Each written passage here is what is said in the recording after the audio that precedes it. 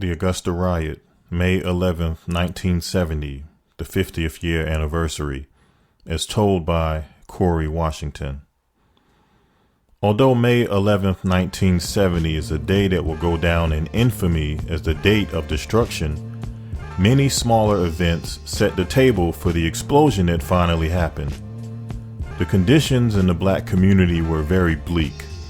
High unemployment, unsanitary living conditions, police harassment and brutality, and high dropout rates were just some of the problems that were cited. It didn't help that black people had been complaining about these problems for many years with little to no results. There were sharp divisions in leadership among blacks in Augusta as well.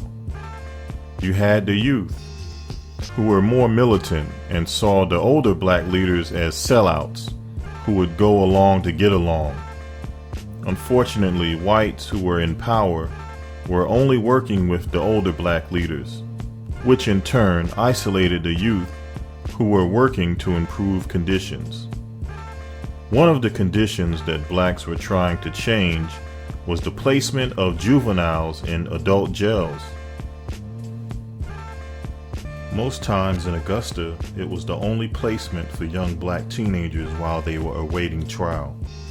Can you imagine placing a 16-year-old mentally challenged kid in a jail to fend for himself?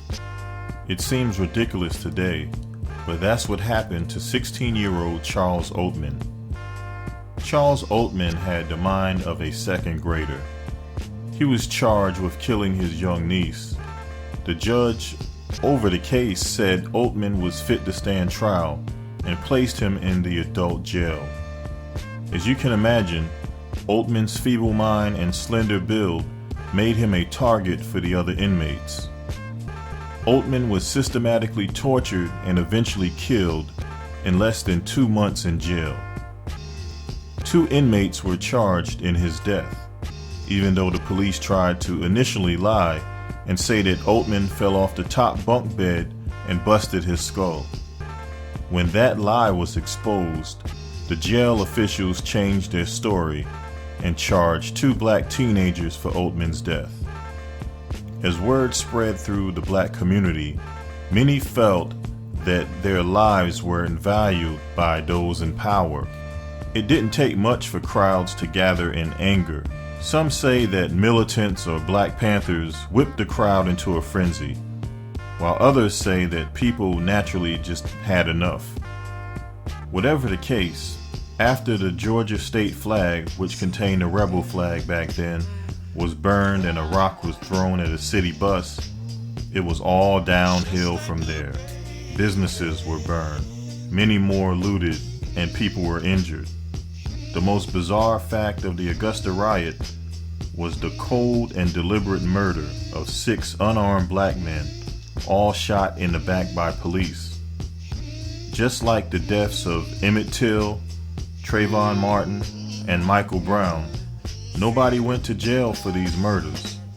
It is important to note that even though the National Guard was called in, the only shooting deaths occurred at the hands of the local Augusta police. Once order was restored, the city had to rebuild physically, mentally, and morally.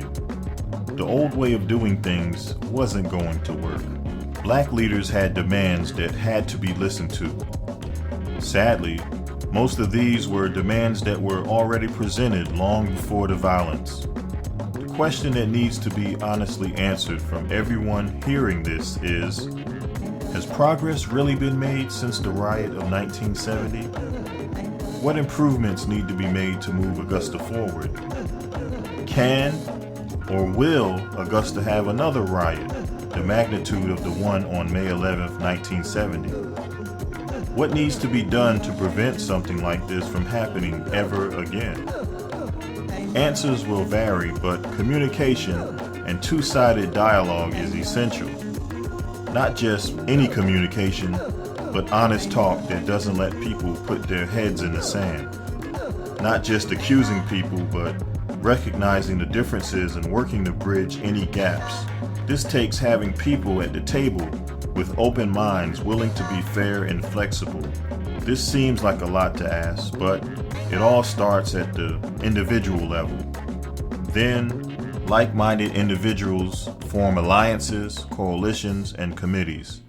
From there, the sky's the limit. Unfortunately, as I speak to you now, situation is going on in Brunswick, which just seems like it's a vicious cycle. This that you're hearing was written several years ago, so it seems like, no matter what, there's just things just keep coming back full circle, no lessons are learned. Sounds kind of bleak to say this, but you just have to speak the truth. Next time, tune in for an examination of those who were killed, all 6 men who were shot in the back.